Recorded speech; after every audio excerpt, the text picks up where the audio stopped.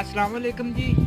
जिस तरह तुसी जानते हो मैं हर रोज़ ਤੁਹਾਡੇ ਵਾਸਤੇ ਇੱਕ ਨया ਤੇ ਨया ਜਾਨਵਰ ਲੈ ਕੇ ਆਵਾਂ। ਅੱਜ ਵੀ ਮੈਂ ਐਨੀਮਲ ਪੁਆਇੰਟ ਆਰ ਵਾਲੇ ਤੋਂ ਇੱਕ ਮੱਝ ਲੈ ਕੇ ਆਇਆ ਜਿਹੜੀ ਮੇਰੇ ਭਰਾ ਦੀ ਹੈਗੀ ਹੈ। ਪਹਿਲੇ ਤੁਹਾਨੂੰ ਮੱਝ ਦੀ ਡਿਟੇਲ ਦੇ ਲਈਏ ਫਿਰ ਤੁਹਾਨੂੰ ਮੱਝ ਦੇ ਬਾਰੇ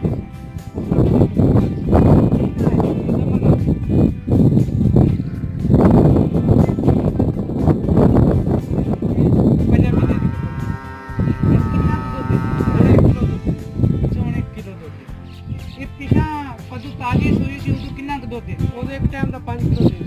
अच्छा एक टाइम दा 5 किलो ते एना दी यार तुसी दे कितने पैसे मंगदे हो 1 लाख 10 पक्का तुसी एक पक्का मैं जरा हुन तोनू मझ दिखा देवां जी 4 ਮਹੀਨਿਆਂ ਦੀ ਹਾਮਲਾ ਮੇਰਾ ਭਰਾ ਮੱਝ ਦੱਸੀ ਜਾਂਦਾ ਹੈਗਾ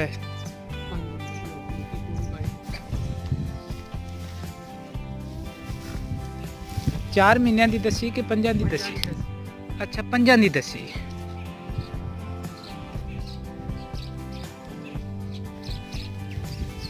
ਯਾਰ ਟਰੈਕਟਰ ਦਾ ਵੀ ਨਹੀਂ ਸੀ